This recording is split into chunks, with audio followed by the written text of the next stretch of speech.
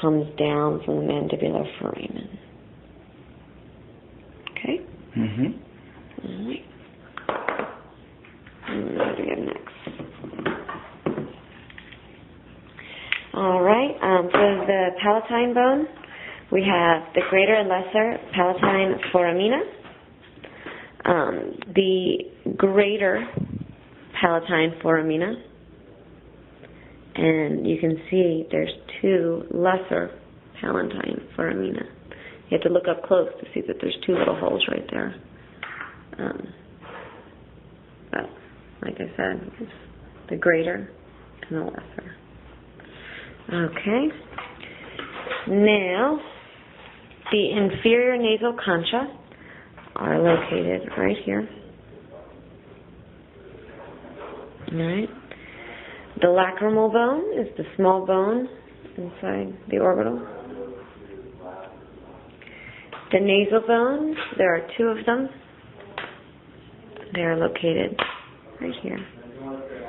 And the vomer, we mentioned this before, it's the bottom part of the plate that divides the nasal cavity. So this is the vomer right here. And let's show me the inferior side of that too, which is going to be that little part. Cool. Okay, this is right there. Nice. And earrings we can't see, so. Future time! We are now on the home stretch, ladies and gentlemen, the home stretch. Alright. So, our coronal suture, also known as the frontal suture. Okay, our sagittal suture joins the two parietal bones.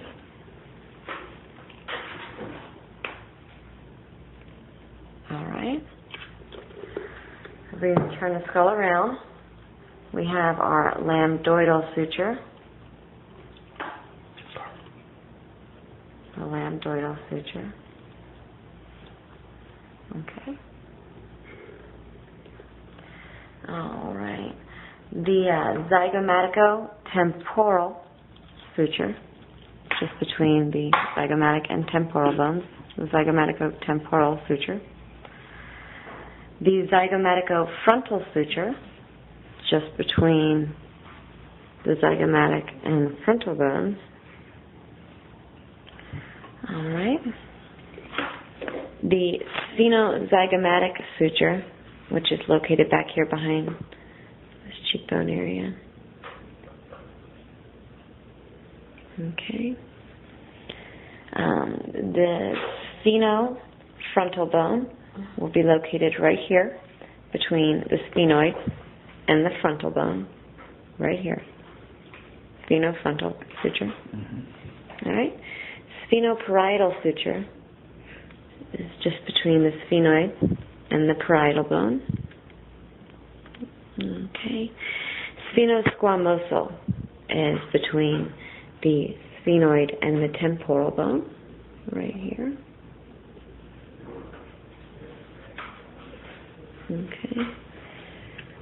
And the squamosal suture, it joins the temporal bone with the parietal bone.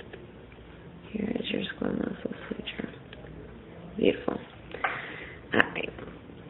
The parieto-mastoid suture is between the parietal bone and the mastoid. So that's located right here. And last but not least on the sutures, we have the frontonasal sutures. So that just joins the nasal bones to the frontal bone. Okay. All right. Craniometric points. Okay. First, we have the bregma, where the coronal and sagittal sutures intersect. That's the bregma. Next, we have the lambda,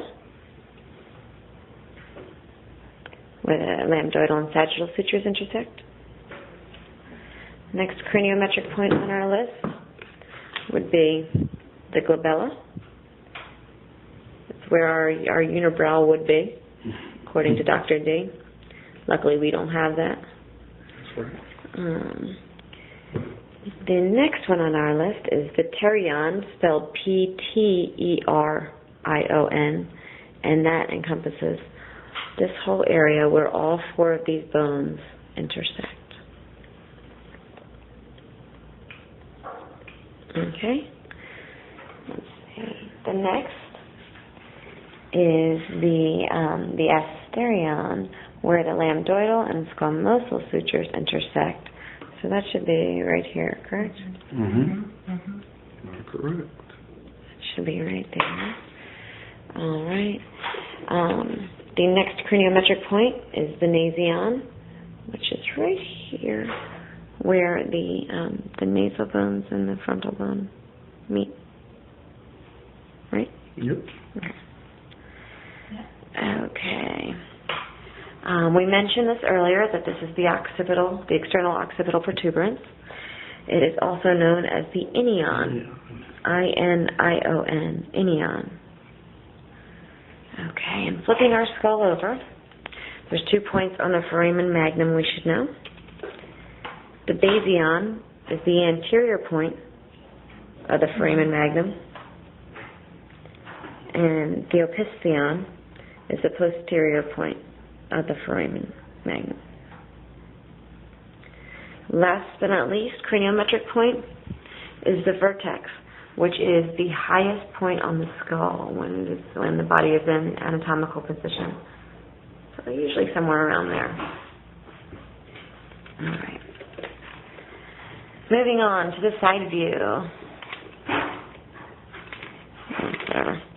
Anyway, this whole area here is called, I don't think it says, it's for a different skull. This whole area is the temporal fossa. Remember, we discussed the temporal lines right up here. All that kind of marks the boundary for the temporal fossa. All right. The zygomatic arch. It's a combination of both the zygomatic and temporal bone right here. The zygomatic arch. The infratemporal fossa is the area, this whole recessed area behind the cheekbone.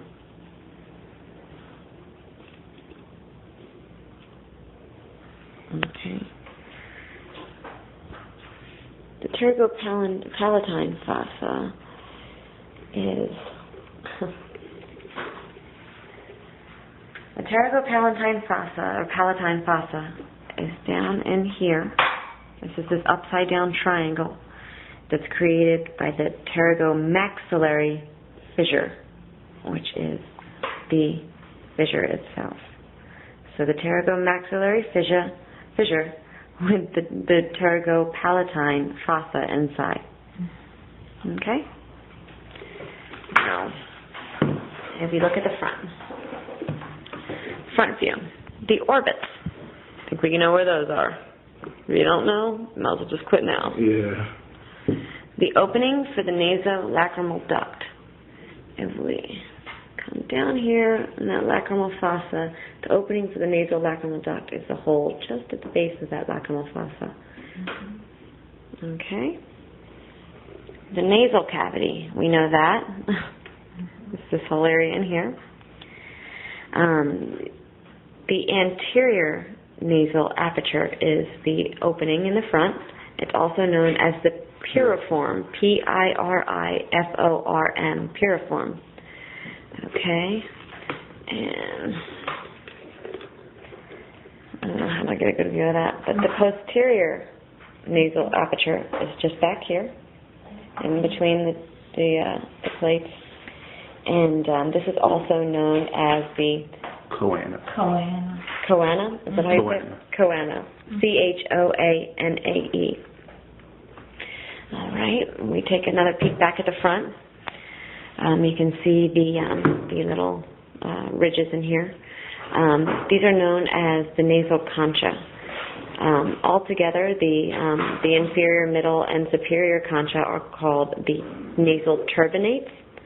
However, the only thing we can see in the skull without cutting a big hunk, cutting a sagittal section, is the inferior, which is right here, and the middle